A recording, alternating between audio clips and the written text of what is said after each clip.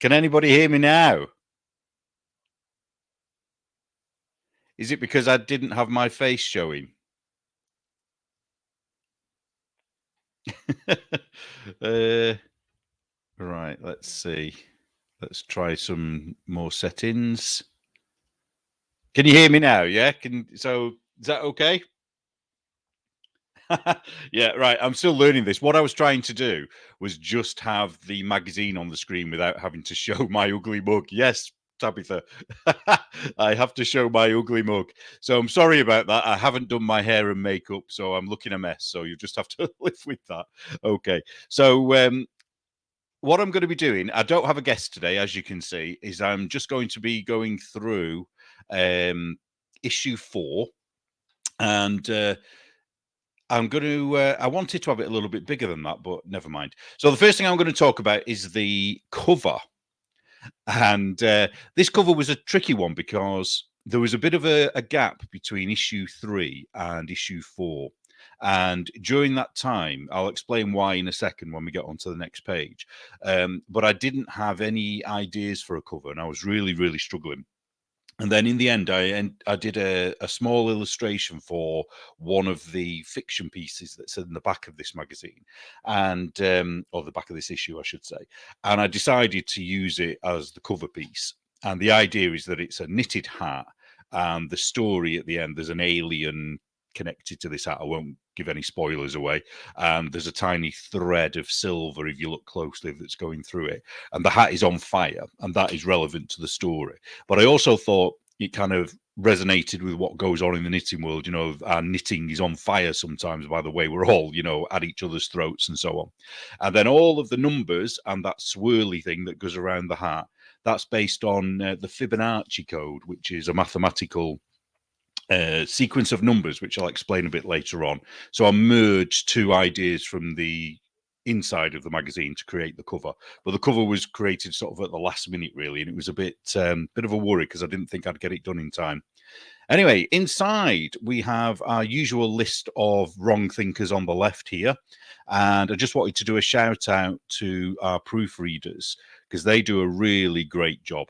And now I don't know at what point we decided to do this, but we're now going with American spellings and not British spellings.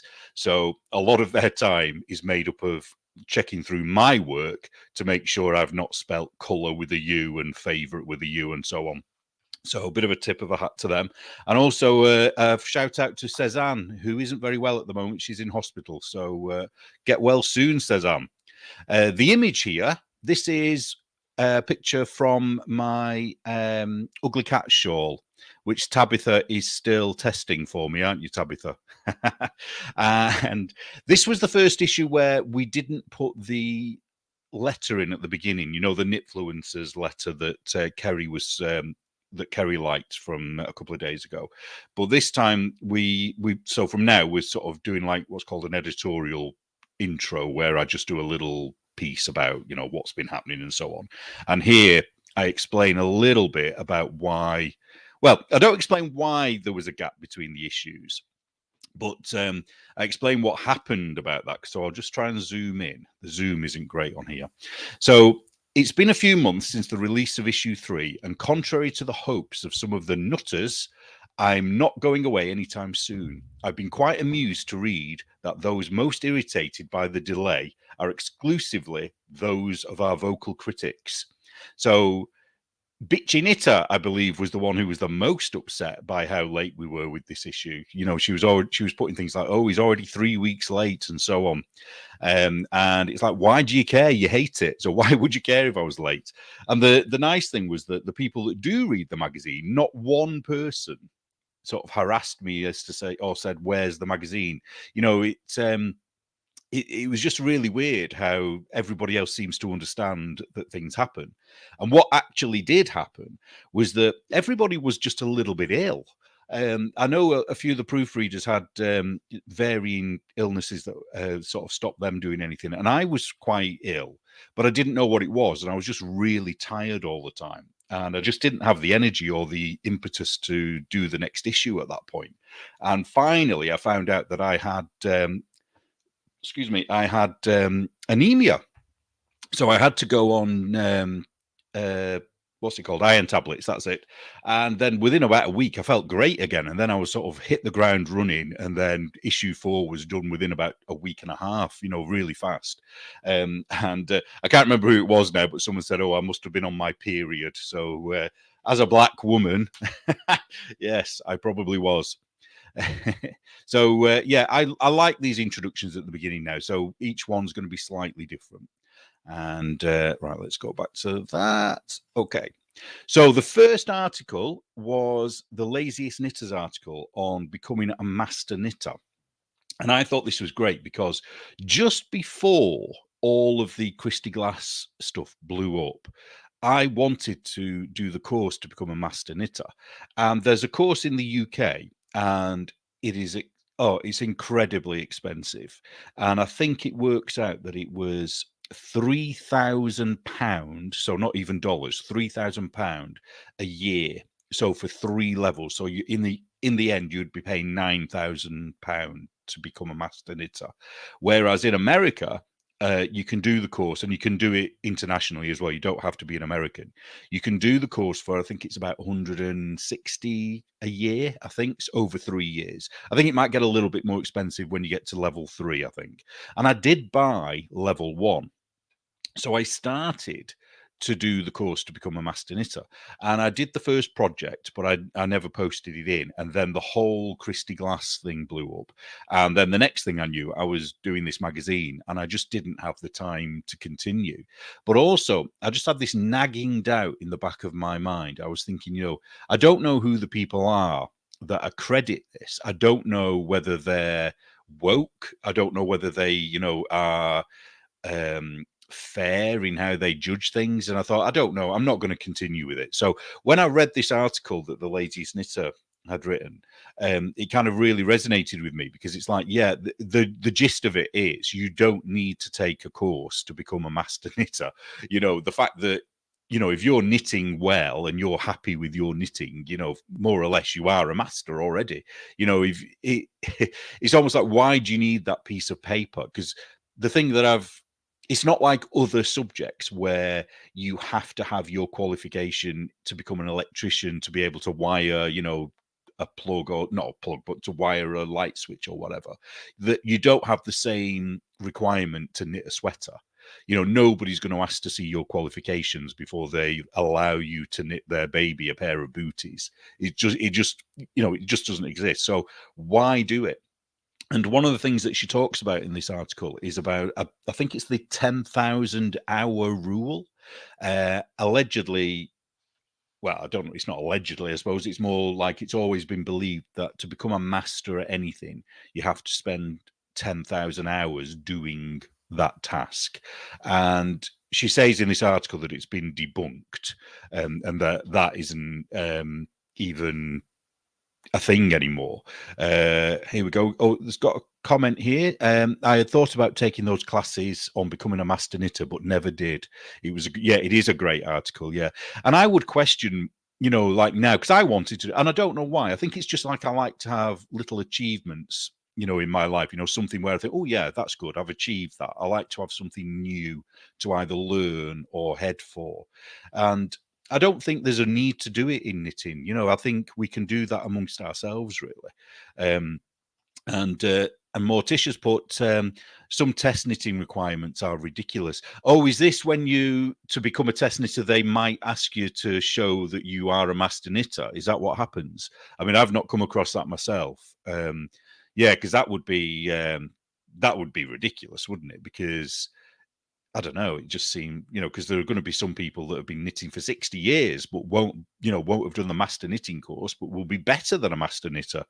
And Nancy's put, Joanne Fabrics asked me to be a knitting teacher and they wanted a certificate. I just looked at them and said they don't exist and I'm not interested. Good for you. Yeah. Morticia's, yeah, she's saying that certain designers do ask, that only master knitters. Well, the thing is, that's their loss, isn't it? That is their loss if they will only take master knitters. That's ridiculous.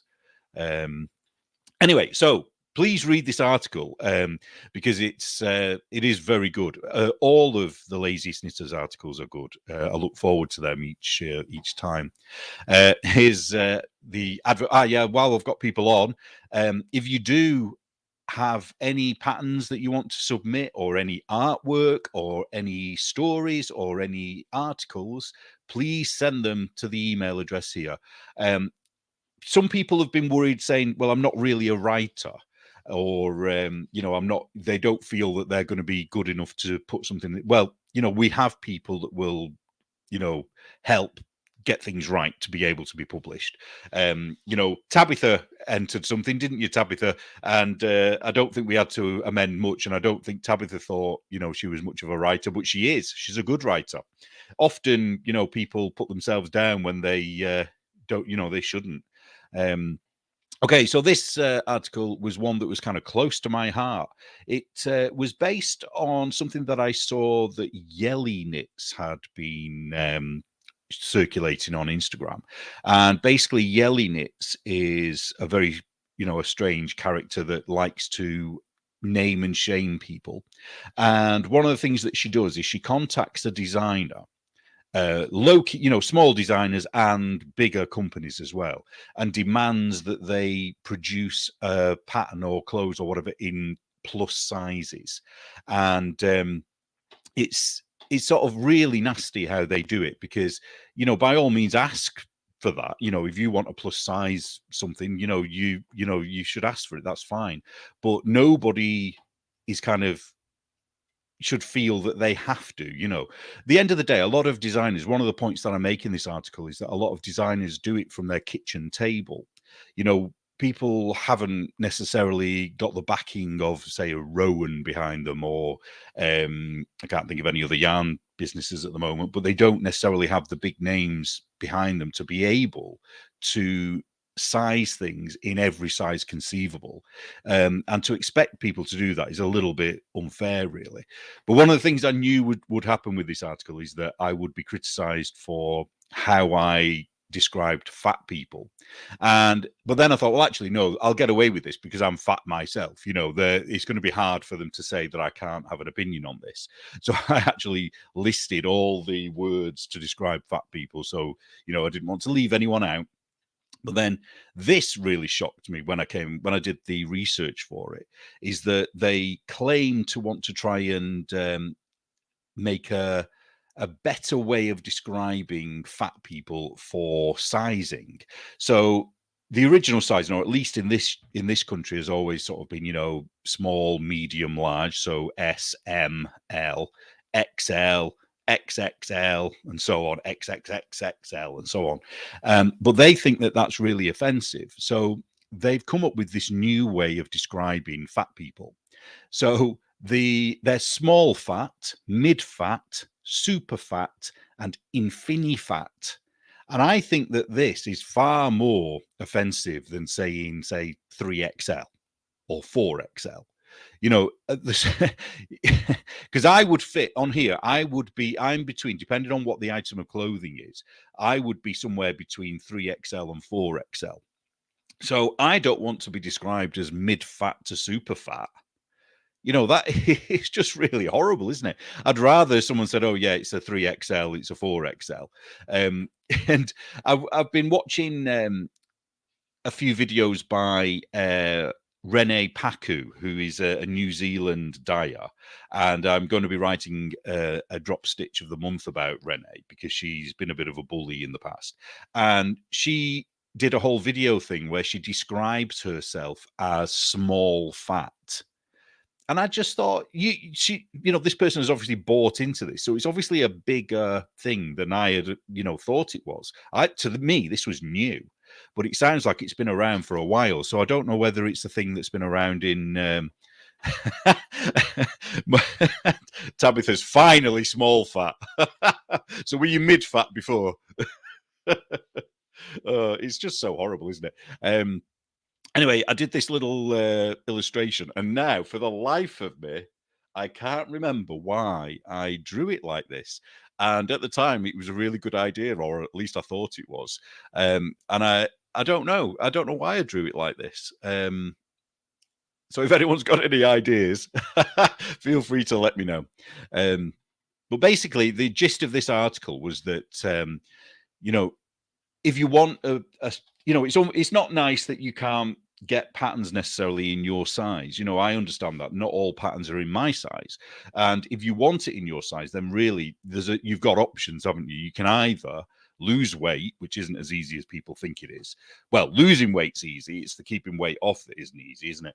Or you can ask the designer if they would consider making the pattern in a larger size.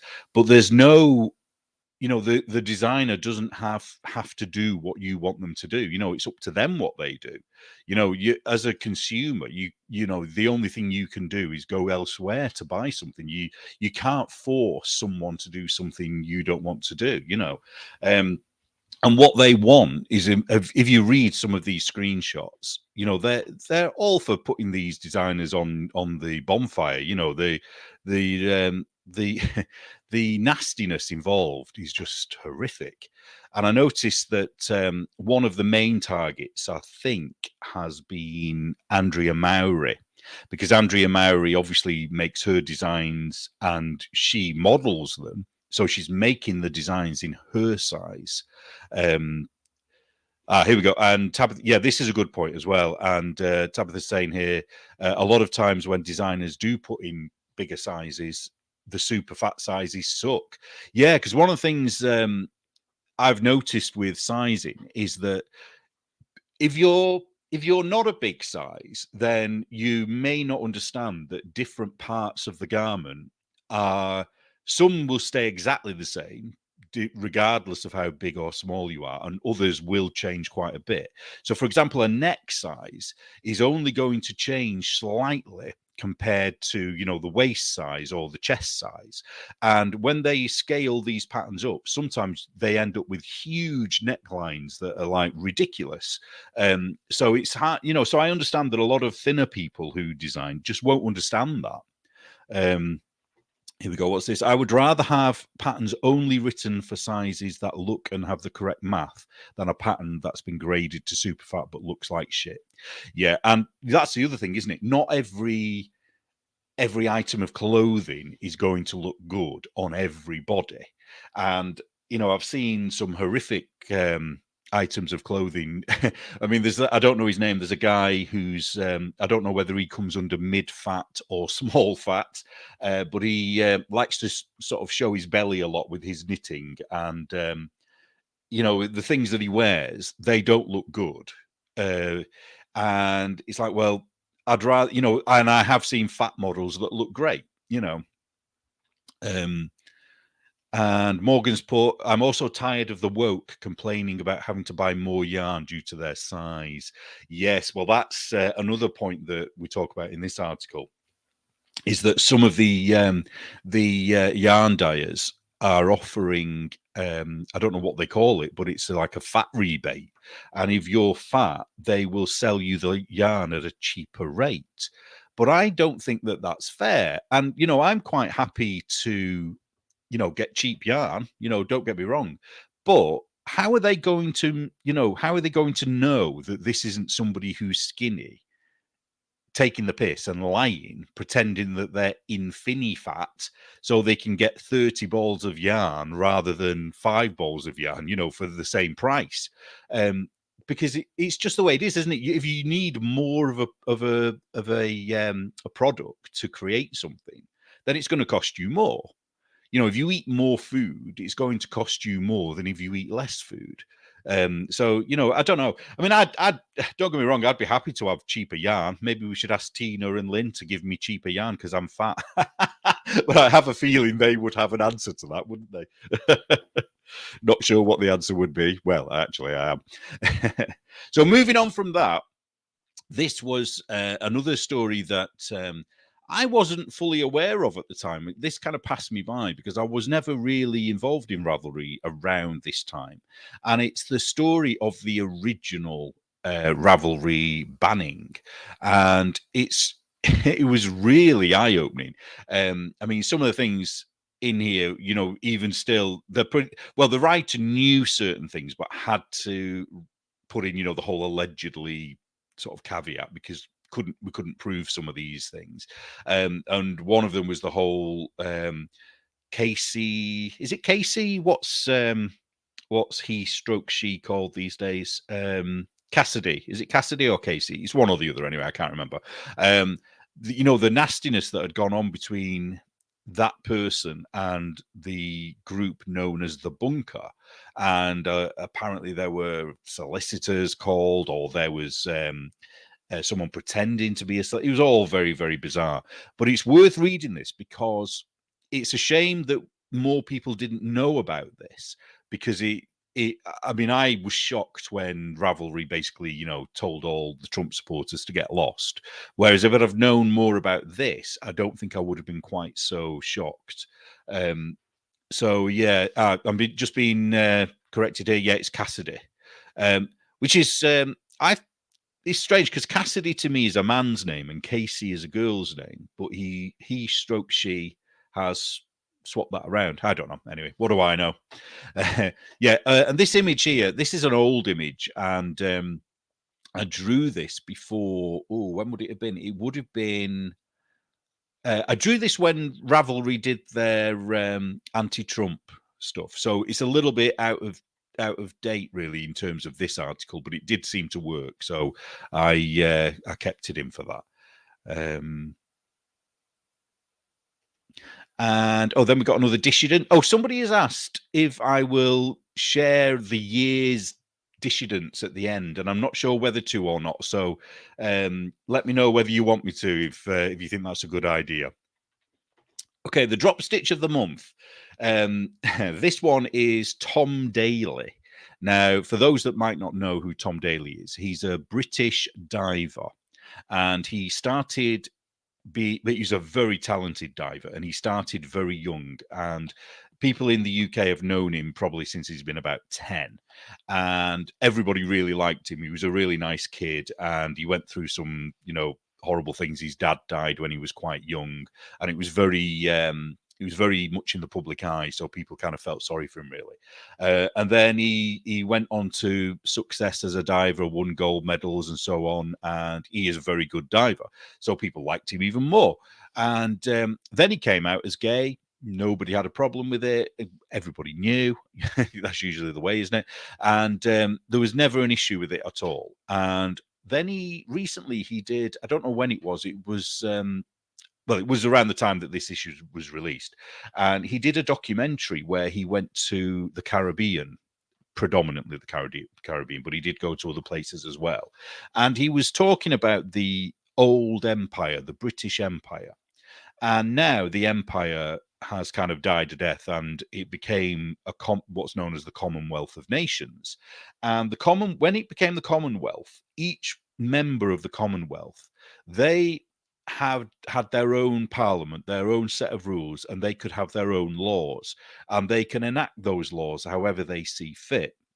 Now, the monarch at the time, which was the Queen, she would have had to have signed off on those laws, but the same as with this country and with Australia, the chances of the monarch ever saying no to one of these changes in the law is, it just doesn't happen.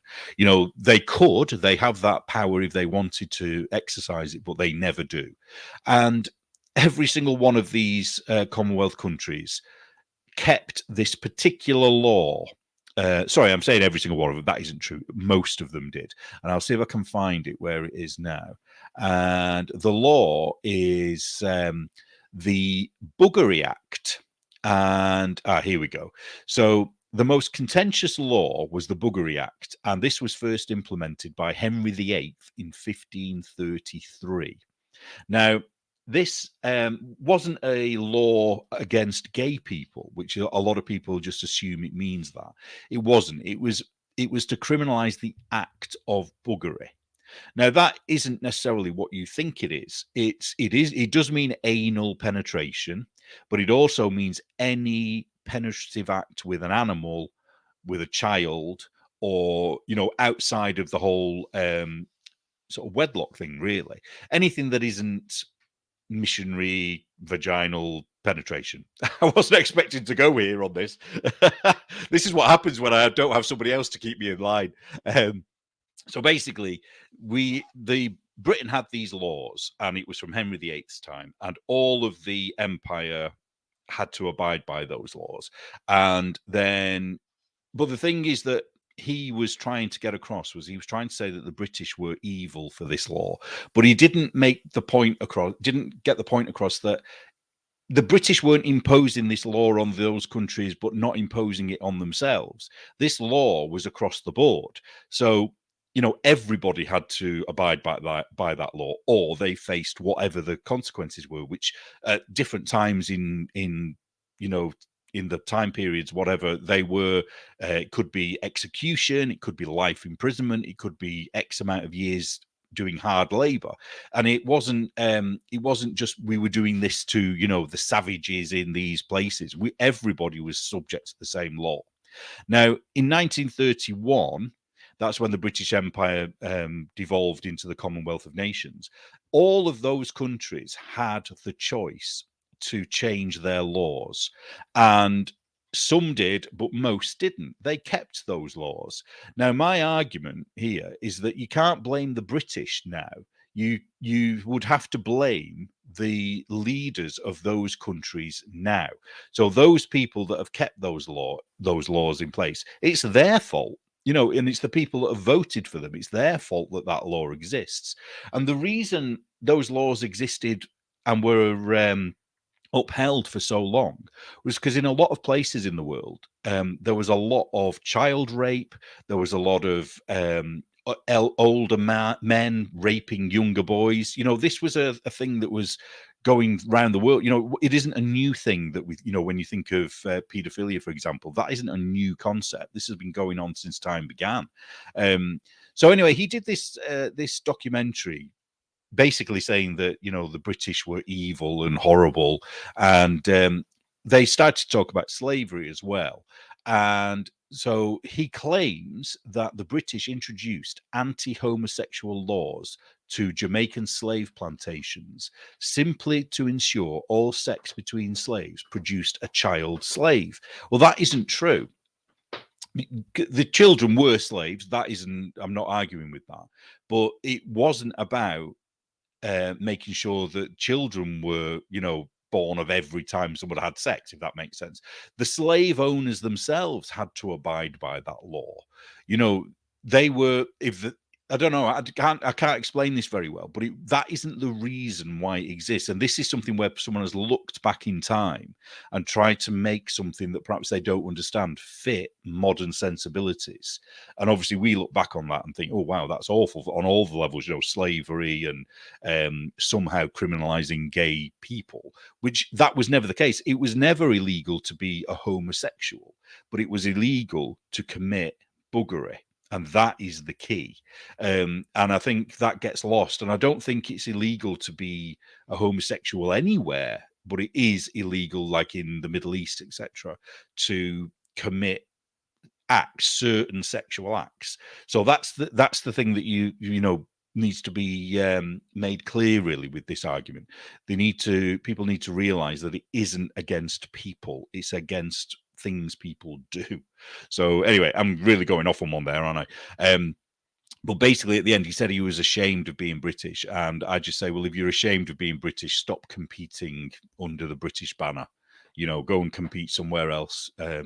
Because the other point that I made in that article as well is that the British did some bad things in the world, but we did more good things than we did bad. And every culture that we that entered the empire and later the Commonwealth, they all had practices that were pretty horrific. Like in India, if your husband died, so if a woman whose husband was dead, they put him on the funeral pyre and she had to get on the funeral pyre and burn to death.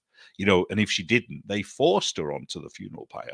So the point that I made in this is that if it wasn't for the British, if he had have been born in India, his mother would have had to have burnt alive on his father's funeral pyre. So it's all very well just saying the bad things that the British did, but they have to acknowledge the good things that were done as well. I won't even talk about what used to happen with Aboriginals in Australia before the British got there. What happened to women in some of the tribes was was absolutely horrific. But anyway, that's a story for another day. So now going forward, this is the second part of how yarn is born. And this is, I mean, I'm not going to talk about this much because there's a lot of information in this, and I wouldn't do it justice to try and condense it all. But read it; it's fascinating. It's fascinating. Here we go. Yeah, what's this? Everyone has chapters in their lives that they don't want to read aloud. It goes for every country's history. Exactly. Yeah, every single country on the planet has done horrible things at some point. And I mentioned slavery earlier. Every single culture on the planet has engaged in slavery as well at different points. So there's no one is exempt from that. This is our list of bloggers and vloggers. And this was a nice article. Well, I say a nice article. It started off, part of it was quite horrible. It's about a lady that went on the Rose City Yarn Crawl. Now, I can't remember where this is based. Someone will probably know this, if it might even be in their state. And she had a really horrible experience on this yarn crawl, and she ended up, I'll let you read the story yourself to decide what you think of it, but then she ended up taking the money that she had saved to spend on this yarn crawl, and she spent it with Chicken Lady Fiber Arts, and she was so impressed with the customer service that she received. So this is Portland in Oregon. It was a horrible experience. Yes, it's amazing, isn't it? And we talked about Adela from Lola Bean Yarn the other day, and about how somebody had said to her, you can't use the bathroom, it's for customers only. And then you compare what happened in this story to what happened to her, and it's like, really? This is far worse. I think it was pretty bad. But anyway, it ended with on a high note where she was treated really well and had a really good experience. And so our dyers, and there's a few listed here. These aren't all of them. They're good. So please buy from them. And what have we got here? Oh, here's the testers list. I think I've talked about this before. And here I was showing off a little bit. These are some of my examples. So this is a bit of crochet that I did. This is some Tunisian crochet. Actually, this is I don't know whether I'll ever write the pattern for this, because I know some people like the mitered squares. I was watching a thread the other day where people were saying how much they hated them, but I love mitered squares. And I was trying to get the same effect with Tunisian crochet, and it was quite tricky. It doesn't work the same way, but I think I almost got it with this. I'll try and zoom in and show you. It isn't quite right, because if you look at the line of what looks like knit stitches there, can you see how it's kind of twisted slightly to the left? I couldn't get it to be, I don't know what I was doing wrong, but I couldn't get it to lie more flat like it would have done if it was knitted. But this is something I'm still working on. I don't know whether, that would be good enough as, for a pattern, really, because I'm sure there's a way of making it lie flatter. And then again, this is part of the Ugly Cat shawl. What was it? Somebody's put a couple of people sent me gift cards from that chicken lady that I wasn't expecting. And Morgan's put, I'm working on a Tunisian crochet square blanket right now. Is it? Are you doing it full size, or are you doing it in pieces? And if you're doing it in pieces, are you doing it like mitered squares or anything? Because if you are, we'll have to have a chat about that. Because I really want to kind of nail that down. Then this is kind of my my opus. Is that the right word? This is like I used all my brain cells for this particular article. There's not much left ever since. But what it is, it's the story of. Actually, I'll just put Morgan's reply on before we go on. She's doing it in pieces, kind of like mitered, but not really. Okay. And what this is, I was looking at hat construction. And I was looking at short rows as well. And one of the things that I'd found is that I'd been knitting hats for quite a while. And a few times the fit was completely off. And I couldn't figure out why. My gauge might have been off, or it just wasn't right. Maybe it's that I've got a particularly big head, because I think, what is it someone said about me? I've got the ego the size of a small asteroid or something. So maybe that is what it is. And so I started to look at different ways of constructing hats, and I knew about this thing called the Fibonacci code. Not the code, sorry, the Fibonacci sequence. Fibonacci code, that'll be Dan Brown books, won't it? I'm going off one on here. But I only knew about it from when I was at university doing illustration. And it came up when they taught us about the golden ratio. So the golden ratio is used a lot in art and architecture and anything visual, basically. And if you look, this is a very, on the left here is a very famous painting by a Japanese guy whose name at the moment eludes me. It is written in the article, and if you look, it's probably the best example, because the wave actually follows the shape of the curve here. So this curve is known as the golden I've lost, where is it? Golden ratio, that's it.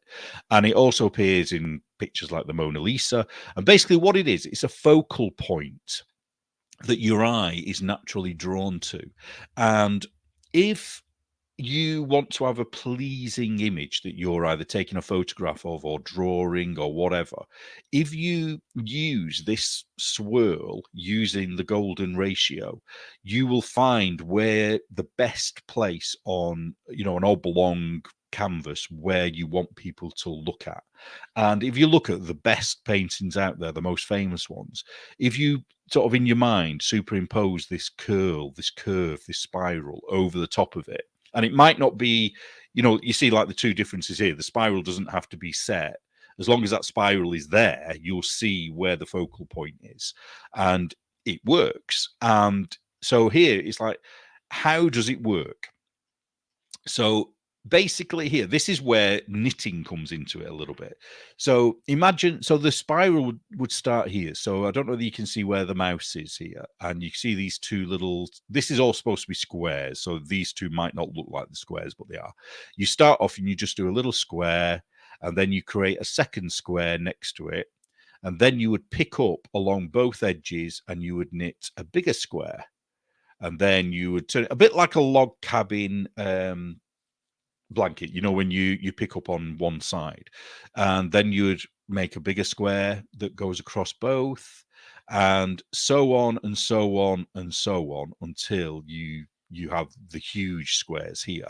And then if you follow that around, you end up with the curve, and that is the golden ratio. So it's I'm not explaining it very well, but what that is based on is these numbers here. So you start off with 0, and you add the previous number to the next number. So 0 and then 1. If you add 0 to 1, you get 1. If you add 1 to 1, you get 2. If you add 1 to 2, you get 3. Then if you add 3 to 2, you get 5. If you add 5 to 3, you get 8, and so on. And that's how the sequence goes until you get to the really huge numbers. But it goes on into infinity. Now, these numbers are quite important because they make this perfect spiral shape when it's mapped out like here with these, this, I don't know how you call it, angles and so on, isn't it? And with that, you can make all sorts of things. So the first thing that I knew about that made me think about hats was this dome in Italy. And I believe it's in Florence, I think it is. And it was designed by the guy who named the sequence, which is Fibonacci. Well, that isn't his real name. I think he was nicknamed, I think Fibonacci means son of something. I can't remember now. And anyway, he created the sequence to make this dome. And this dome was, at the time, so improbable. They, I think he showed the designs to people and they could not believe that this would work. Now, I'm not sure if it's the same guy who used an eggshell, or an egg, sorry, a full egg, to explain how it would work. And I think the story goes that they wouldn't believe that a dome could keep its keep its shape under its own weight, if that makes sense. And so what he did was he smashed an egg onto the table so that they could see how the egg dome would just stay there and it didn't collapse under its own weight. And eggs are another example in in nature. That was a word, I couldn't think of the word, where the Fibonacci code applies. So in almost everything in nature, the Fibonacci code applies. So think of things like flowers and petals. So if we start with a rose petal, the very first tiny bit in the middle is one petal that is curved around itself. Then there's another one petal that curves around that one. Then there are two petals that curve around those. Then there are three. Then there are five, then there are eight, and so on as the rose petals grow out. And a rose will always have that number of petals, unless they've been pulled out, obviously. And other things as well, like sunflowers. The sunflower seeds start in the middle in a spiral and work out in exactly the Fibonacci code. I keep saying code. This is because I've read a Dan Brown book recently. In the Fibonacci sequence, and it's believed it goes through everything. Like the helix of our DNA apparently fits into the Fibonacci sequence, and what are some of the other things?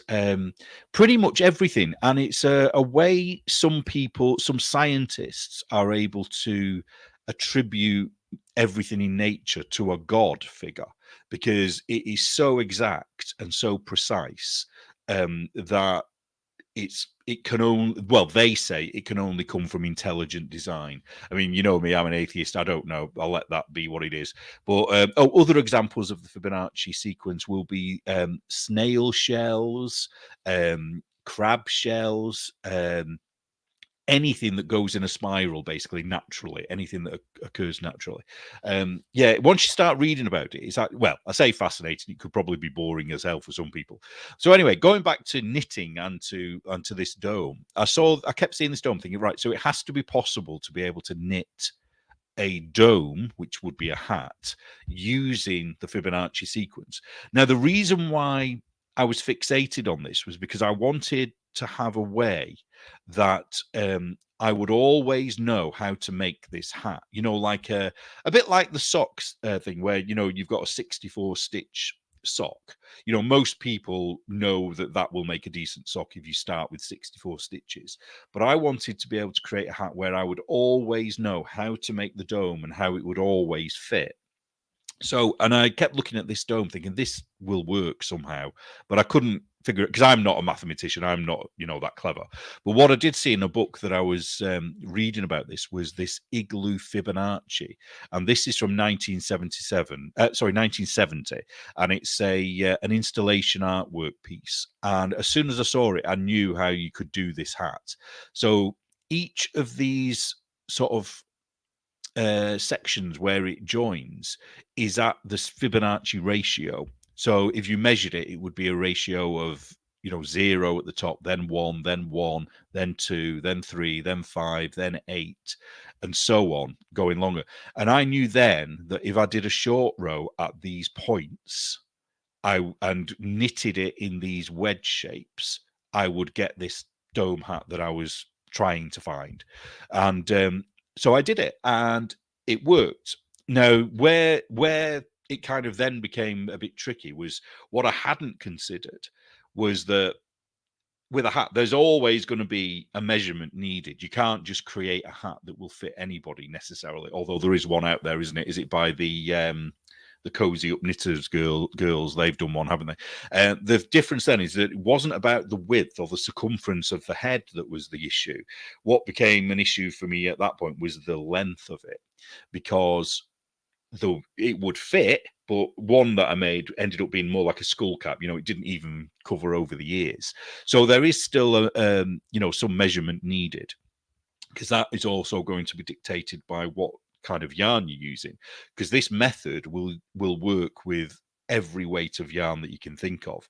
So, excuse me, the thicker the yarn, the fewer of the Fibonacci sequence you will use. So if we pretend that this is a hat for fingering weight, you know, this bit here, the longest bit there, that wouldn't need to be knitted if you did it in DK weight. You would probably stop here and then just knit straight down.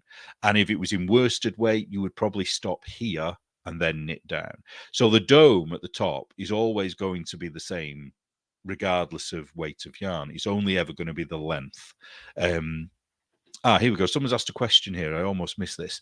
This is very interesting. I always wondered why 8 sections make a nice dome shape and why flat items are in 12 sections. Well, that for that, I can't answer that if it's not been done in this method. I mean, the method, you could use the same method or the same principles by knitting in the round and doing your your decreases or your increases if you start at the top at the same points here. So for example, you would just have more plain rows between a row or a round of increases or decreases. Kerry's put, this looks like one of those fancy head scratchers. Exactly, it is a fancy head scratcher. And anyway, so I did some test knitting with it, and it worked. And I initially I created 5 hats using this method. And some of the people that are patrons will have seen some of these hats already. But then I created this particular hat, which I talked about in the last episode, which is the sieve head hat. And it's a little bit like the Musselburgh or Musselburgh hat, and but it's knitted sideways using the Fibonacci sequence at each end. And it can originally, I was going to call it the Zeppelin hat because it's a little bit like a Zeppelin shape, and in the end it went with the sieve head because I put the lace yarn over things here on this end of it. But yeah, there's a load of different uses that you could have for this sequence. This could be the toe of a sock. It could be half of it. If you sliced it down the middle, it could be a set-in sleeve on your shoulder. You know, there's lots and lots of different ways. I mean, that would, if you did it as a sleeve and a shoulder, you would be knitting the sleeve lengthways, so it wouldn't be knitted round by round. So whether that would work for the design you wanted. BS has put, this is too much like maths for me. Well, believe it or not, I'm rubbish at maths, but but this for some reason, this really kind of I don't know, I got fixated on it and became a Fibonacci bore. So everywhere on here is the Fibonacci sequence. So I'll do a test at the end, see who remembers. No, I won't. And I'm going to talk about this. Oops, where's it gone? Here we go. I'm going to talk about this guy here. So every now and again, we use a cartoon from a guy. I forget what his full name is, but his cartoons are called Bob. And he allows people, there you go, you can see Bob at the bottom there. He allows people to use his cartoons in any publication for free. And as long as you leave his, you know, you can see he's done it and you attribute it to him, he's fine. And I just think it's brilliant. He does a different cartoon every single day, well, every working day. Sometimes they're apt and we can use them, and other times they're not. But it's quite cool, and it's worth knowing if you know anyone else that does any publications, that they are free for everybody. And then another thing that we did this issue, which was newish, was that D. Marie Prokop has been doing some fiction for us. So she wrote this is only part of it, actually. Sorry, I'll go back. She wrote why is that not working? She wrote a poem, and this is part of it. I'm not going to read it out because I'll let other people do that. But it was about knitting, and it was quite cool, so we put it in. And she also wrote this fiction piece called The Angel from Mars, which is where the cover comes from. So it is knitting related. I'm not going to give anything away, but let's just say that a hat on fire features in the story somewhere. And we'd like to have a story by her each issue. We couldn't fit it in for issue 6 because we had too much content. But I think what we're going to try and do ongoing is whenever the magazine is too full of content, we're going to have a link so that you can click on the link and it'll maybe go to her website. So perhaps you can read the rest of the story directly off her website. Because I do like the idea of having fiction in the magazine, because it reminds me of the old magazines from years ago. You know, all the old magazines used to have a story in there, didn't they? Usually it would have been about, you know, a love story, the woman trying to get her boyfriend and knitting him a sweater or whatever. So if there's any sort of subject matter that you'd like D. Marie Prokop to write about, let us know, because she's open to suggestions, and hopefully we'll keep her engaged and doing more. So how long have we been going? Have we been going about an hour? So I'm happy to do the next issue if people have got the time, or I can do the next issue another day. What would you like me to do? Morgan's had enough. See you again soon. I think I'll carry on and do the next issue, shall I? And if I can figure out how to do that. So the next issue is this one. So this is issue 5, and the cover is by Andre Sue Knits, and this is a pattern that's in the magazine, and it's 2 versions of the pattern. It's fingerless mitts, and I think this is her husband, the model, and there was one picture that was really good, and I wanted it as the cover, because it was him with his with the gloves on doing that to the camera, and I just thought it was so funny, and it was kind of like a that to the haters. But I did a poll on Patreon, and people sort of felt that it was a little bit too confrontational. So I went with what the majority went with. We had a lot of contributors in this issue, as you can see here, and I won't go through all the names now. And I did another letter here. This one was all about how we're all going to freeze to death over Christmas, but that didn't happen. So the reason well, we kind of had the last 2 issues definitely had Christmas leanings, because this issue was released right at the end of October, I think it was. So it was time for people to think about gift knitting. And another brilliant article by The Laziest Knitter, where she talks about all sorts of things about knit worthy people, you know, who's going to like it and who isn't. And she even, this little image here is a hat that she received as a child with her name written on it, and I thought that story was really, really quite cute. And yeah, it's good, because there's a lot of things that people don't consider when it comes to people being knit worthy.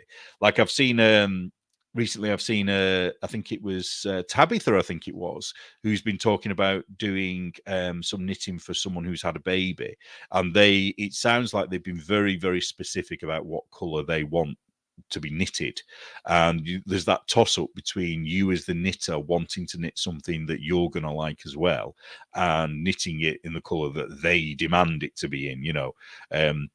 Oh, just to put it, BS said she almost froze to death in Minnesota. Well, I think we're getting your weather now. It's today and yesterday really, really has started to feel cold. So I think we're going to be knee deep in snow in a few days. So I feel sorry for you. Anyway, yeah, so moving on. And this is an advert for Anna Knitter's God's Promise yarn, socks, sorry. And yeah, effing beige. Oh, who wants to knit beige? Come on. Yeah, who has beige yarn? Actually, I have some. I might, if I can figure it out, I'll send it to you. Although it's itchy, it's probably not good for a baby. Anyway, the socks, God's Promise. I think she designed this because she wanted to use a rainbow yarn, and I think it was a bit of a, you know, an answer to the LGB claiming the rainbow, when actually the rainbow belongs to anybody who wants to associate with it. Yeah, that's a good point. Nancy says, when someone asks me to knit them something, I tell them to buy the yarn. Yeah, the only bad thing about that, though, is, yeah, they'll get the color they want, but they'll choose based on the color and not the fiber or the type of yarn. So you might end up with something really cheap and nasty to knit with, because we all know that non-knitters have no concept of how much yarn costs. So the chances of you getting something decent to knit with, probably not that great. So, this is a really sweet hat. This is by Millie KM Knits. Now, I forgot. I think she's called Millie. I can't remember. But this was really generous of her to let us use her pattern. I mean, I wouldn't wear this hat myself, but I would love to knit it and give it away to someone because I think it's really sweet. And aha, Tabitha, we should get you on for this. So Tabitha is in the chat, and she wrote this article. Is food to blame for the knitting wars? So hopefully she'll correct me here when I say any of this that's wrong. And Tabitha is a proponent, I suppose is the right word, of traditional food, animal fats and so on. And I think she's against processed food. And one of the things that she had noticed over the months, over the years, is that many of the knitting nutters, as I like to call them, clearly eat some very, very strange foods. And nothing against vegans or vegetarianism. I was a vegetarian myself for years. Excuse me, but some of the replacement foods for meat are pretty damaging, aren't they? And I've done a bit of research into this myself because I, at one point, thought I had a wheat intolerance, and maybe I do, but I think it was, I think wheat now is not the same kind of wheat that our ancestors would have eaten. The genetically modified wheat is not something we can actually digest very well. And shouldn't laugh while I'm reading comments, should I? Because people can't necessarily see what they're saying. But yeah, it was a really good article, and the thing, and it was short and sweet as well. It was to the point, and she's put vegan shudders. Ooh. Are there any vegans watching, by the way? I'm sure there'll be a few watching later, but I don't know if we've got any live vegans willing to speak up. Yeah, because some of the stuff, like, is it soya products that are full of estrogen? This is the wheat thing. So it's called Eckhorn. Eckhorn is the only ancient wheat. So I'm assuming that's the only wheat that is truly digestible. I mean, I know we can digest modern wheat, but it isn't good for us for whatever reason. We don't digest it as well, apparently. I'm not an expert on it. We need to get Tabitha on to talk about that, really. But I do agree with Tabitha, especially about animal fats, because wasn't feeling great, and I can't remember what it was about now. Was it either I think it was my memory. My memories, you all know my memory's atrocious, and I forget the words for things. And Tabitha just said, "Oh, you need some animal fat." So I did. I just roasted a chicken, and I ate some of the skin because I am a chicken skin eater. As long as there's no bits of feathers still stuck in it, and I did feel better almost immediately. The next day I was feeling fine again, and I do think there is something in it. If you think back to what we would have eaten, back in the cavemen days, we would literally have been eating animal fat and berries off the trees. We wouldn't have been eating potatoes. We wouldn't have been eating bread. We wouldn't have been eating probably any of the things that I'm talking initially. I'm not talking about, in the 1800s. I'm talking back in the caveman days. Potatoes were a thing, especially not on this continent. They might have been in the American continent, but you guys weren't even there at that point, were you? This is a good point. Renee has put, I can't do the accent, but and y'all in other countries have more food bans for things like food colors than we do in the US. Yes, because we aren't, we can't get. Well, we can get it, but you can't get it in shops. Is Kool-Aid? It is Kool-Aid, isn't it? What people used to dye yarn with. Because when I first started dabbling with yarn dyeing, I wanted to try the Kool-Aid thing, and I couldn't get it. And the only time I managed to get some was when Knit Crate did the cheeky thing of sending, undyed yarn with some packets of Kool-Aid, and we had to dye our own yarn. But one of the things in the Kool-Aid is I think it's a red colouring that is banned in Europe, and you guys are allowed to consume that left, right, and centre, which is why you're all crazy. No, I'll take that back. I know you're not. So anyway, read that article. It's good. Connecting Hearts is by Spuds Mackenzie, and this was, I think, this was Spud's first design. I think. I'm not sure. I might be wrong on that, but again, I need to thank her for letting us use that. It's quite a sweet pattern.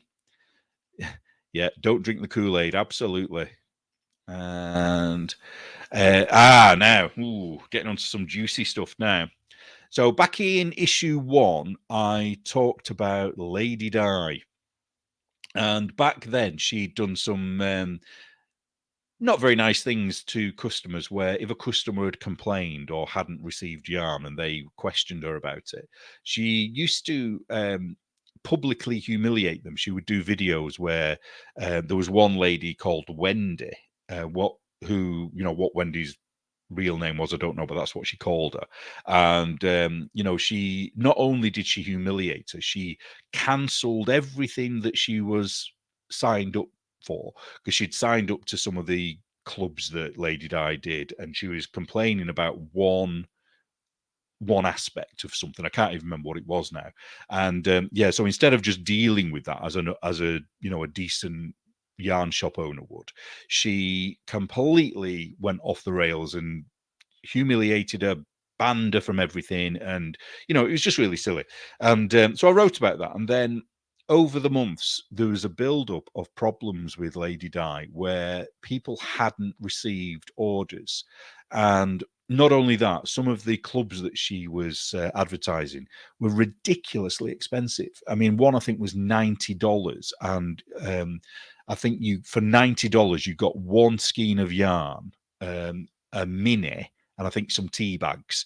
I can't remember exactly what was in it. And is it showing? Oh, hang on, I missed one. Here we go. I still laugh about the Reddit thread where they call Lady Di lie. Yeah, Lady Lie. So what she's been doing is I think the way it's worked is that she has been taking money for whatever the latest club is or the latest yarn release. And then when that money comes in, she's been spending it on whatever, rather than putting it to one side, for the business. And I think she's been treating every bit of money that comes in as 100% income, which obviously isn't the case. Anybody who runs a business knows that at least 2/3, at least, of everything that comes in has to go on overheads and stock, etc., etc. And quite a few times now she's been unable to fulfill orders, and she's been doing very strange things where she charges people to have like virtual knit nights. So for instance, what we're doing now, we could all be visible on the screen, and she charges, I don't know what it is it $60, $70 or something, I think it is, for this, and I'm not quite sure what they get for that amount of money, but that just to me seems to be a way of trying to raise the money to bail her out for the latest thing that has gone wrong. Well, anyway, and it has been building up, and it's been on Reddit on the Craft Snark site, and it was also on the Demon Troll site on Ravelry, and it was getting really bad. And but the silly thing is that it was so clear that people wouldn't address this properly because Lady Di happens to have black skin. And we all know that is irrelevant. It's absolutely irrelevant. If somebody's a bad business person, they're a bad business person. And every time that she was called out, she would do a video or an email where she would say, "Oh, in 2 weeks' time, I will have it all sorted out. In 2 weeks, in 2 weeks, in 2 weeks." And some of the people were owed a lot of money. So, for example, there's thanks for reminding me, Hallowed Angel. I'll put that up there. Eat Sleep Knit is a small business, and they were owed nearly $10,000, and this was for mostly hard copies of the magazine that Lady Di had created, which was called Candid and Colourful. Now, the weird thing about this is that when people like AceNits, Adrian of AceNits, were making those videos about Block Magazine, saying, you know, not to read it, not to look at it, they were saying that they should go and read Candid and Colourful instead by Lady Di. And the way that worked was that if you paid $50, you put your name down on a waiting list to get a hard copy of the magazine. If you paid $45, you got a PDF download. So basically, it was for 12 patterns, I think it was. I don't know whether there was any other content other than patterns. And for those 12 patterns, you would have to pay $45 for you know, for the PDF. Now, the people that paid $50, no one, not one of them, has received the hard copy of that magazine. And that magazine the money was taken, I believe, in November last year. So November 2021. And so I find it quite ironic that, you know, they were telling people to go and spend their money buying Candid and Colourful, and then they wouldn't get anything for it. And somehow my magazine, which is free, was really bad. You know, it was quite weird. So Eat, Sleep, Knits had pre-ordered a lot of these magazines. Why? I don't know, because I mean, I can't believe many shops buy more than a couple of these magazines. But anyway, she never received them, and plus the yarn that she'd ordered as well. And I don't know what the total is at the moment, but I know at one point it was $16,000 that she owed. Then it was going up. So, you know, I'll just round it up to 20,000 for now, because I'm sure it's higher. And this has been going on for over a year. So anyway, I contacted somebody, one of the Demon Trolls, who had written a really good summary of everything that had happened with Lady Di.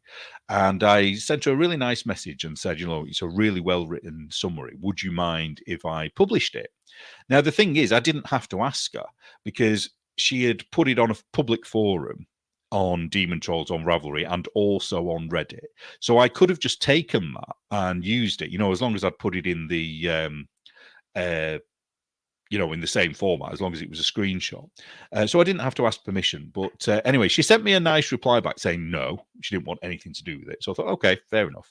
And then the next thing, there was a whole load of messages appeared on Reddit about how the evil, you know, nasty journalists. I thought, oh, I've been promoted to a journalist now. How they were sniffing around this story because Lady Di is a black woman, a woman of color in business. And then the story became about me and the magazine instead of about Lady Di.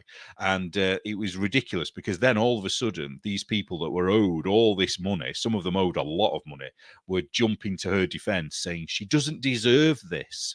It's like, deserve what? You know, at that point, she wouldn't have even known that I was going to be writing about her, you know, but she doesn't deserve this, you know, white supremacist magazine to be talking about her. And, but at the same time, they were complaining that knitfluencers, or use, you know, knitfluencers, weren't talking about the problem. And I know at one point, Adela was criticized for not, Adela of Lola Bean Yarn, was criticized for not talking about this issue. And when she did, she got a lot of pushback for it. And yeah, it's just funny how they want to control the narrative all the time. And the other thing that they sort of accused us of was not talking about the Sherry Tenney issue.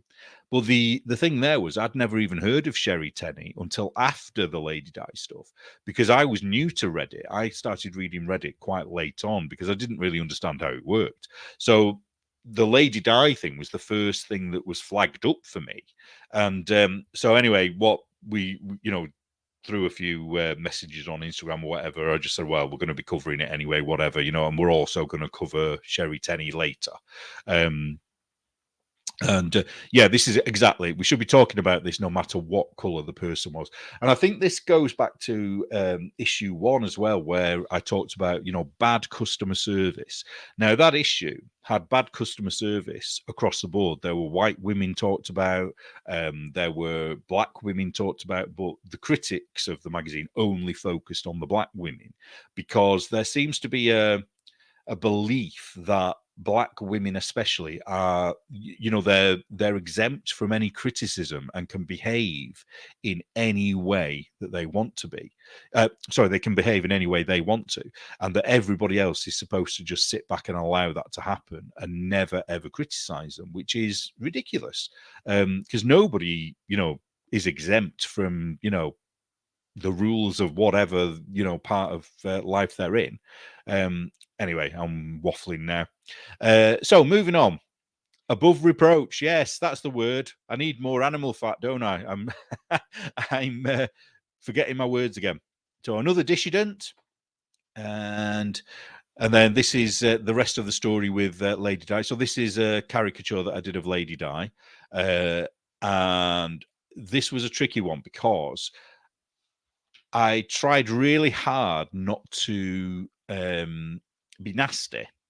And this is based on a photograph that she shared herself on Instagram. And it's no, I don't think anyone has actually pulled me up on this one yet. I don't think anyone's accused me of racism for this drawing, because normally this is another thing that has always amazed me as an artist, and this is something that has gone back years. I used to draw caricatures of people that I worked with. This is years and years and years ago, and I remember we had a black lady on the team called Barbara, and I drew her as well, and she loved it. I mean, she thought the caricature was great. But white people were coming up to me saying, "How dare I draw her as a black woman? You know that, you know, this is racist." And it's like, well, what? You know, because I'd coloured it in as well and coloured her skin in, obviously, you know, the colour that she was. And it's like, well, what did you want me to do? Draw her as a white woman? You know, surely that would be more offensive than, you know, drawing her as she looks, you know. So this is, it's a tricky one because people who don't want to be drawn, and there is a lot of people that don't like to be drawn, because I think it, the thing with caricatures especially is that it focuses on people's insecurities, because if you've got a big nose, then a caricaturist is going to draw your big nose. You know, if you're fat, you're going to be drawn even fatter. You know, if you've got sticky out ears, your ears are going to be stuck out like Prince Charles, you know, King Charles, I should say. So I can understand why people don't want to be drawn. But then but rather than, you know, pinning it on racism or whatever, you should actually be truthful about why you don't want to be drawn, I think. Anyway, this is the rest of the story. Oh yes, we did invite Lady Di to comment. So I wrote her a really nice email, which she didn't deserve, frankly, and said, look, you know, I will write whatever you say. I will publish whatever you put, you know, as long as it doesn't go on for 17 pages, you know, it wouldn't even be edited. And she didn't even reply. But then one of the things about Lady Di is that, you know, she's well known for not reading emails for 2 weeks at a time. And I mean business emails. You know, she always is happy to tell people that. Oh, I'm going to just brag a little bit here. BS has put, you have an amazing talent for drawing. Thank you. It's funny when you can draw. I think it's a bit like knitting. Like, you know, when people say, oh, wow, that's amazing that you've managed to knit that. When you're a knitter, it doesn't feel like a big deal because you know how to do it. And drawing's very similar. You know, like people say, you know, I can't believe how you can draw. It's like, well, to me, it's like, well, I can't understand why people don't draw or can't draw. And there are people who are far better at drawing than I am, for example. But yeah, I think it is a bit like knitting, because when you're a knitter, you just don't really get why people don't get it, I think. I don't know. What's this again? I don't understand how they say everything having to do with people of color is racist. Don't they realize they are deleting their own race? That's exactly it, isn't it? You know, this, you know, years ago, there used to be a thing, you know, where people were supposed to be colorblind. Well, I've never subscribed to that, because what I always say, well, no, I can see everyone's color. I just don't care. You know, it has no bearing on anything. You know, it literally has no bearing on anything that I would be interested in, you know. And I think it's all about attitude and how, you know, you are with other people. That's all that matters, really, isn't it? BS. Oh yeah, BS. I need to point out as well, BS is our graphic designer who does an amazing job. So round of applause there. And one of the things that I think we mentioned this the other day is she changed the way we did our designers and indie dies and made them into business cards, which I just think is a brilliant idea. And they look really good. So thank you for that. And we had a second knitting gifts article. So the Laziest Knitter wrote one, and then we also had another submission from Karen. And when I read them, they were both quite different. So we decided to keep them in because they didn't contradict each other or clash in any way. And it was a good article because it was something that I've really thought about since. And it's about, do you save the good yarn for yourself, or do you knit gifts with it for other people? And one of the things that I've struggled with sort of over the last few years is becoming a collector of yarn and hardly ever knitting with the good stuff. You know, I always seem to knit with the bad stuff. Well, not the bad stuff, but with the things that are less expensive, shall we say. And part of the reason is because I don't always know what I'm going to be knitting. Sometimes I'm just playing and designing things as I go along, and I don't want to waste the yarn. But I'm kind of, you know, I'm silly because I know perfectly well I can just unravel it all and re-knit it, you know. So my New Year's resolution this year is to knit with the good stuff. And by good stuff, I just mean, you know, this can be a brand like West Yorkshire Spinners or whatever. But I'm not going to keep all of that for something special. I'm just going to knit it, you know, and let it, you know, be damned, knit and be damned, and just see what happens. And because what I find is when I knit with the cheap stuff, and I knit a lot with drop yarn because it's inexpensive. It's nearly always on sale, and it's good yarn. It is good yarn, but it's oh, I don't know how to explain it. It's kind of a meaty yarn, if that's the right word. It's not particularly soft. It's not itchy, but it's not soft. I don't know how to explain it. It's and you don't get the same experience knitting with it as you do with a hand-dyed merino, for example. You all know, and no point me even saying this. You know exactly what I'm talking about. Knit with the good stuff should be a block shirt. Yes, thank you. I'm going to copyright that now. Then we have another pattern by Liz Clothier. So what Liz did this time for us, she changed. I don't know whether she'd already knitted this, or whether she'd already designed this by you know, before Block started, because the hat was a pattern that she created at least about a year or 2 years before Block came along. So I don't know whether she adapted it into a cowl for me for the magazine or whether it was already a cowl. Well, basically, this is the cowl that goes along with the hat. And this was a really nice little article as well. This was more like a personal experience, and it's by Laura, and Laura is one of the proofreaders, and it was just her experience of learning to knit, and I thought it was really quite sweet. So I won't spoil that by talking about it, because to be honest, I can't actually remember exactly what's in it. I don't know. I've told you I've got a sieve head. I don't remember everything. And here's my ugly cat shawl. So, and I need to point out here, if you're going to knit this, there is an error, and we put the errata, is that the right phrase, in issue 6. So here, where it says 1 and 2, you need to just delete one of them. So delete the second point there. It creates an extra wedge that you don't need. And this is a pattern that I actually wrote this about 4 years ago, and it's been the original version of it I wrote about 4 years ago, because it was going to be a Wolverine pattern originally, you know, the superhero Wolverine. And the idea is that each one of these was going to be part of his, you know, the claws and his costume. He has these 3 black lines. But then as time went on, I realized that I was going to get into trouble copyright. And then it dawned on me that each section of the shawl, there's 3 sections. And I just thought, oh, it's the cats, because this now symbolizes either their claws or their whiskers or the pattern on their fur. And yeah, so I decided I was going to do it. And Tabitha is still knitting the test knit for this. I'm not sure what you say bloody hell to. What you say bloody hell to? I don't know. Yeah, so that's the she's talking about the that error. Yeah. How far have you got? I hope you've not got further than that point. Count the wedges. So if you count these, if you follow the diagram, you can't go wrong.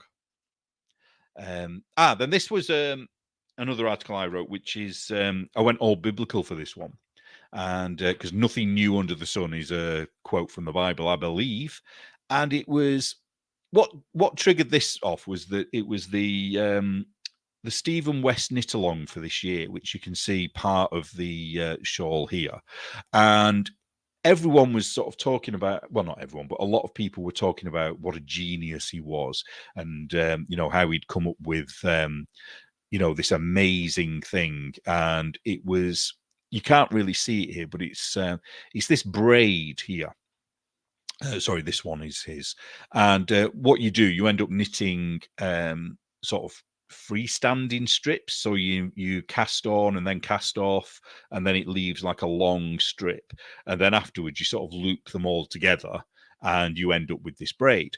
And as soon as I saw it, I remembered that I'd crocheted the exact same thing years ago for a cushion. And this was the pattern that I think I would have followed. And then it turned out, when I did a bit more research, that this had actually been copied from something else from before as well. So then this was an article sort of based on how we all think that we've come up with something new, but then it turns out that someone's done it before. One of the things in this that I noticed as well was that I'm a big Elizabeth Zimmerman fan, and I've always considered her to be sort of a bit of a knitting engineering genius, until I started reading books by Mary. I can't remember. It's in the article. But they're books that were first published. One was published in 1932, I think it was, and the other one was published. Mary Thomas, that's it. So I've got these two books by. Excuse me while I just try and figure this out. I'm useless at technology. Oh, I can't do it. You'll just have to pretend. So anyway, so Mary Thomas. Finally got there. He says I finally got there. Now I can't find it. Here we go. Yeah, she'd written these books in the 30s and 40s. And as I was reading them, I realized that a lot of the things that Elizabeth Zimmerman had, trailblazed, as it was then, they were from, Mary Thomas had actually written about them. Now, I don't think Mary Thomas was writing them in her book as if she'd invented them. I think she was sort of recording them. So those things have gone back years and years and years and years. So little things like, that percentage system, that was around long before Elizabeth Zimmerman came along with it. All of her garter stitch stuff had been around since, the 1800s. And I don't know when it was written. There's a very expensive book now called Number Knitting, I think it is. It was written years ago, and I'd love to get a copy of it because it's very mathematical and everything is in garter stitch. So potentially very simple to knit, but it's all based on maths and how you can create all these weird and wonderful things with maths. And Elizabeth Zimmerman was very highly influenced by that book, because I know she's referred to it in some of her own books. So the idea behind this is that, we all think something is marvelous that comes along, but most of the time it's just a rejigged version of something else. And the other thing I know, Barbara Walker, many designers use Barbara Walker's Treasuries of Knit Stitches as design inspiration. Well, a lot of those patterns that were in Mary Thomas's book from 1940 something. So it's everything's kind of goes around in a circle, really. There was another thing that I found very intriguing, which is the D-stitch and the tri-stitch, which is something that has been sort of advertised as being brand new. And it's a lady called Asia Brill. I don't know how you pronounce her name. Excuse me. And it turns out that isn't new. It's just that she has presented it in a new way and given it a nice name. I think it was called double something before. I don't know what it was called. It's not double knitting, but it was double stitching or something like that. And even Nathan Taylor was doing his double brioche. I didn't know this until I started researching, but that isn't new. He didn't invent that. He's just improved the technique a lot. Whether there was triple knitting before he talked about that, I don't know. But again, triple knitting is based on the double knitting concept, which has been going for years. You know, that isn't a new thing at all. So basically, the idea here was that I was sort of questioning, and I'm not saying that this should be something that happens, but I was questioning how much we are designers, or how much of what we do is actually curating patterns. So for example, I talk about the sock quite a lot. You know, if you're designing a sock, you almost always design it either 64 stitches or 72 stitches or 56 stitches, I think it is. You know, they're the three main sizes, and then you just find a stitch pattern in a book, and then you apply it to that sock, and you choose a heel and you choose a toe. And how much of that is you actually designing the sock, or just putting different elements together? So I don't know. And I think a couple of people have been offended that I'm, you know, criticizing their ability to call themselves designers. And I'm not. I'm just sort of putting that question out there to sort of, I don't know, because I think it's a bit interesting, because I wonder how many of the designers out there use another designer's work as a template to start whatever it is they're doing, you know. And I'm not criticizing that. I just think it'd be interesting to know. And if that was the case, you know, maybe perhaps we should all be a little bit more honest about it, and have, you know, a book perhaps published where you have the starting point for everything, you know, where you have a basic sweater that everybody uses as a template before they put a stitch back. I don't know. So anyway, that's what this was about. And this was the pattern by Andre Sue that I was talking about, where he had he did the finger pictures. Why there are eggs in this, I don't know, and I'm sure there is a reason, but I don't know what that is. I think it might have just been that day they were picking eggs, because I think they live on a farm, I think. And then this Cezanne, who was on the other day, she's I think I mentioned earlier, she's actually in hospital at the moment. So hello, Cezanne, get well soon. She wrote an article about the Doctor Who scarf, and when I read this before it was put in the magazine, so while we were proofing it and everything, I suddenly had this urge to start knitting this scarf, which I have started, and I'm already bored. So if you look at the scarf here, I'm probably about to here on the scarf. So there's all this left to go. And because it's in garter stitch, it is extremely boring, but it is something you can do while you're watching TV. But this is a really nice story, because she talks about how she knitted the scarf for her brother. This is one of the original BBC patterns for the scarf, and the story behind the scarf itself was quite good, because they got a knitter. They wanted the character, the new character, the Tom Baker character, to wear their scarf, but they didn't know what kind of scarf they wanted. So they got this knitter on board, and they just dumped a ton of wool in front of her, but with no explanation. They just said, "Oh, knit a scarf." So she just knit it all. She knit all of the wool, which is why the finished piece is something like 20 feet long or 14 feet long or whatever it is. And then over the series, there's been different versions of it, because as we all know, as the knitters all know, garter stitch has a tendency to stretch. So the scarf was getting longer and longer and longer, and obviously the ends were dragging in the dust and the mud or whatever on when they were filming. And so they had to cut the scarf down, and they ended up cutting the end off and then cutting a big section out and then re-sewing it back together. And so now there are people that want to have an authentic scarf will do that. They will knit it, and then they will cut that section out and then sew it back together, just so they can say they've got an authentic scarf. And I think in later seasons, the colors changed quite a bit. Yes, Kerry, the Doctor Who scarf would be perfect for you. It really would be perfect. And the thing about it is you don't have to. I mean, the one I'm knitting, I'm sticking to the rose religiously, because I'm one of those purists. I kind of do want the original scarf. You know, I'm not going to cut it down and reattach. I'm not going to do any of that, but I want the original version. But you don't have to follow the rules. As soon as you get bored of one color, you could just change it. And what Cezanne did here, as you can see, the version she did, she didn't even use the same colors. And then she's knitted. So I don't know whether she did more than two scarves, but I think one of these is the original one she did. This picture here is the original 1996 scarf that she made for her brother, and then this one is a more recent version that she made for him. And I mean, the picture I don't think the picture is from 30 years difference. I think he's just modeling the old scarf as well. So what's this here? I gave a skein of Tuscan knits, brilliant yarn, by the way, cabin DK as a gift to a beginning knitter. Oh, it was beautiful, and she took it anyway. So shows anyone loves casual. Yeah. So she gave it to someone who was a woke knitter, and she still had it. Yes.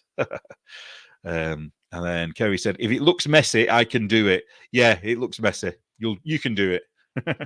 And then this is the version that Cezanne did. So she's put the colors here, and then how you can make it into different versions. So if you don't want to make the full length one, you could do it shorter here and still feel like you've got a Doctor Who scarf. And as you can see, there's a lot of colors and a lot of rows.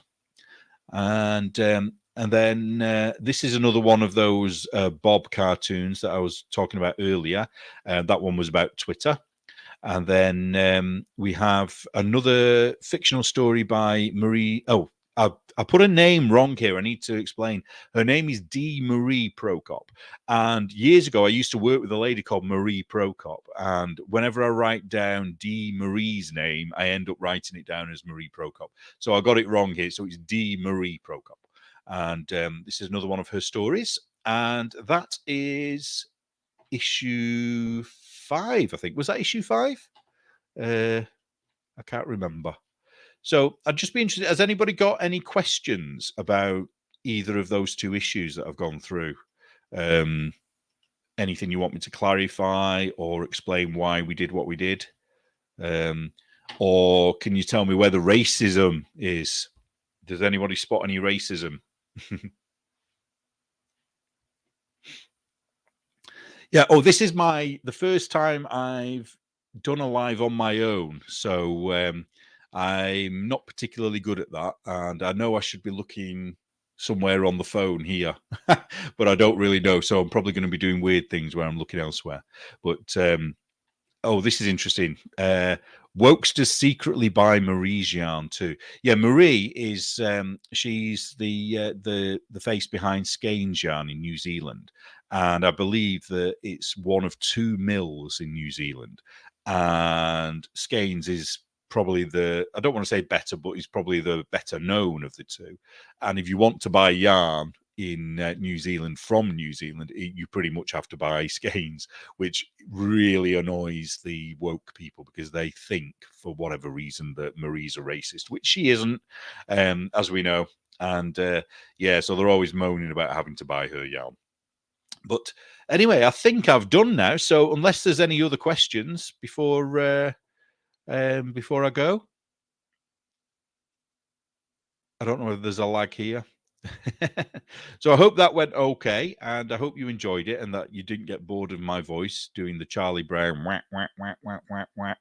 And Dee Marie is here. She's been called worse, she says. I didn't know whether to put that on the screen then. I wasn't sure whether people know your username, so I've took it off quickly. Right, so I'm going to get going now. So basically, everyone watching, you have been blocked.